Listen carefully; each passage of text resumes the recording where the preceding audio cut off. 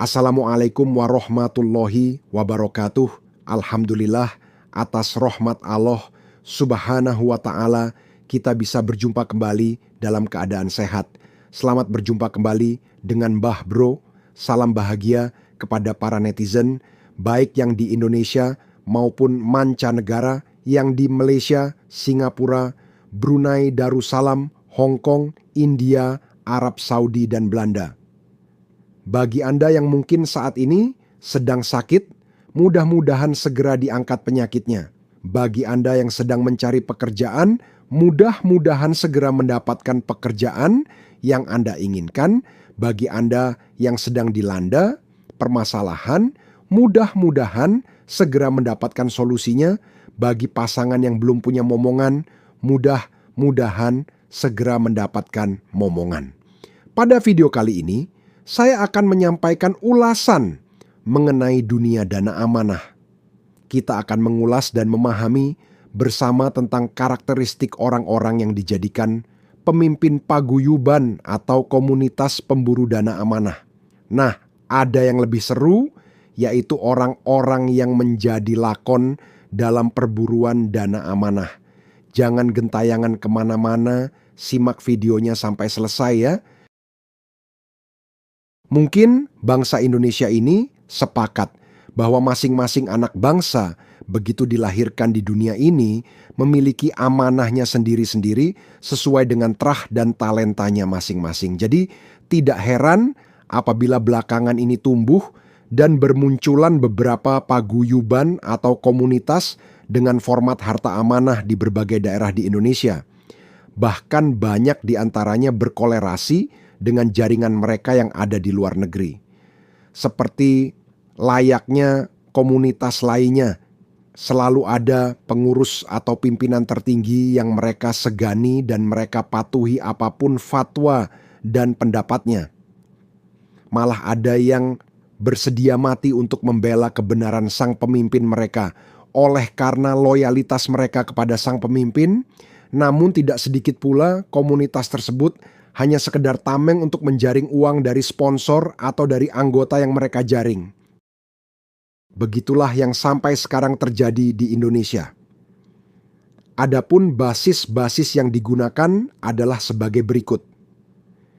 Ada yang berbasis ajaran keagamaan, khususnya agama Islam, yaitu dengan melakukan serangkaian pengajian dengan lafaz-lafaz ilahiyah yang mereka pahami secara harfiah dan tafsiran sesuai dengan kemampuan yang mereka miliki. Salah atau benar, ajaran materi pengajian yang disampaikan oleh sang pemimpin paguyuban atau komunitas bukanlah hal yang harus dibantah atau ditanyakan. Sebab kebanyakan anggota paguyuban atau komunitas pemburu dana amanah yang berbasis pengajian agama ini lebih bersifat doktrin dan menggunakan model MLM, multi-level marketing. Jenis komunitas seperti ini agak mengkhawatirkan karena ajarannya mampu membuat tekad taklid buta terhadap sebuah pandangan. Misalnya, sang pemimpin mereka memberikan statement kepada anggotanya bahwa dirinya lah Soekarno yang sebenarnya, bahkan mengaku masih mempunyai terah yang tersambung kepada Soekarno. Kini sang pemimpin sebagai Soekarno atau putra Soekarno yang disembunyikan untuk mengemban harta amanah. Sang pemimpin berupaya mengikuti atribut-atribut yang menjadi ikon Soekarno, seperti pakaiannya, peci, suara, gaya pidatonya, dan sebagainya. Dengan kekuatan dan keterampilan olah ilmu psikologi, mirip hipnotesia, sang pemimpin mampu membuat para anggota menjadi tunduk dan patuh tanpa pernah membantah. Model komunitas lainnya adalah berpola dalam bentuk patungan usaha. Paguyuban atau komunitas seringkali meminta bantuan keuangan kepada para anggotanya atau yang dikenal dengan kontribusi. Dana hasil pungutan itulah yang digemborkan untuk biaya operasional kepengurusan, bahwa komunitas ini diumumkan sebagai lembaga kepercayaan satu-satunya oleh UBS, Soekarno, Suwarno, atau perorangan lainnya termasuk kelembagaan. Mereka menjanjikan ketersediaan kolateral atau jaminan kredit bank dalam jumlah besar yang berasal dari top bank dunia. Jaminan bisa berupa SBLC, Standby Letter of Credit, bank garansi, bank note, bank draft, atau lainnya. Bank-bank ternama pun dideretkan sebagai perlambang bahwa komunitas ini dianggap bona fide.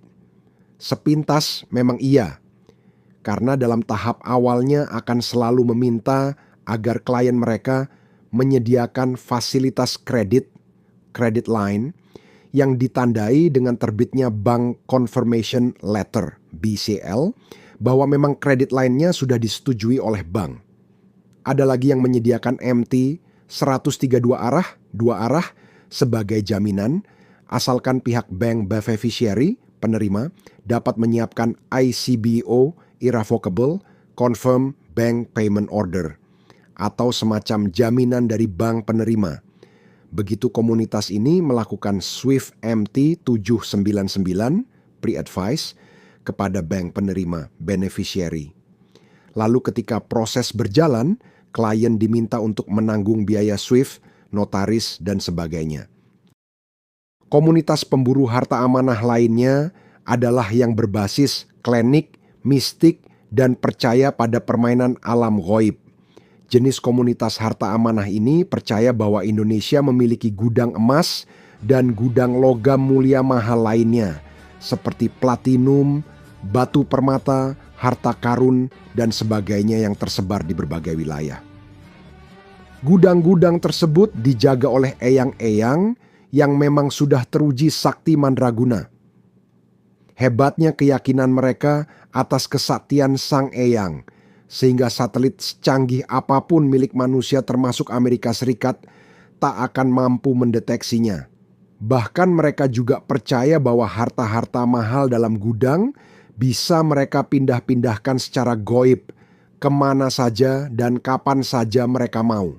Untuk itu, komunitas jenis ini biasanya banyak melakukan upacara-upacara yang berhubungan dengan mistik dengan membakar dupa serta mandi bunga.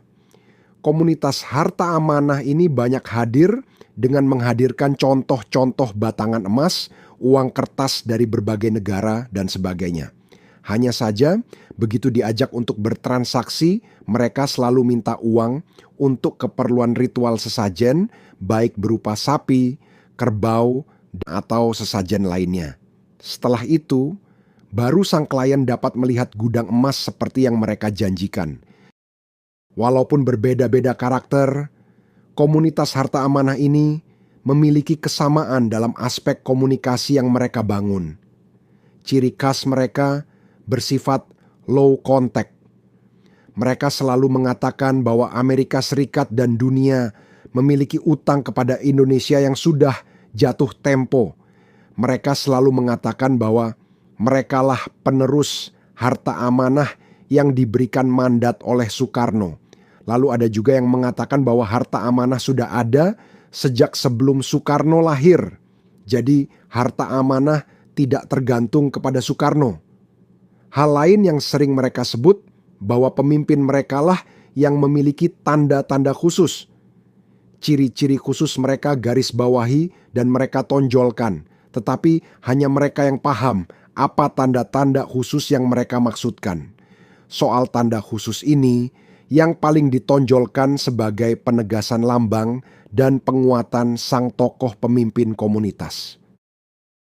Kehebatan komunikasi komunitas harta amanah hampir sama dengan obrolan di warung kopi yang biasa dijadikan tempat nongkrong di berbagai daerah, di mana obrolan mereka berbicara soal bisnis yang menurut mereka adalah logis.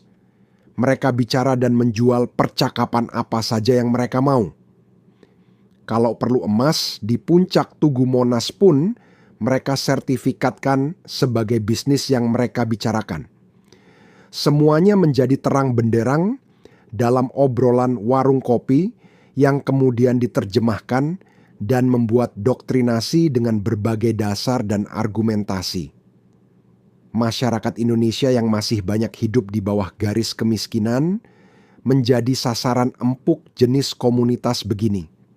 impian menjadikan negara Indonesia kaya raya dan menjadi negara superpower dengan kekayaan melimpah terekam dengan baik dan tajam dalam memori mereka, sehingga mendukung semangat militansi anggota. Komunikasi inten dengan argumentasi yang logis serta bumbu magis yang mereka miliki, komunitas harta amanah umumnya berhasil meyakinkan para birokrat.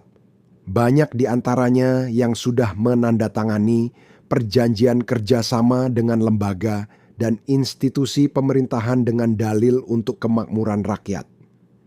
Sebab komunitas harta amanah tidak akan pernah mengatakan bahwa upaya mereka untuk kepentingan dirinya dan kelompoknya. Mereka selalu mengatakan untuk kepentingan kemakmuran rakyat dan bangsa Indonesia.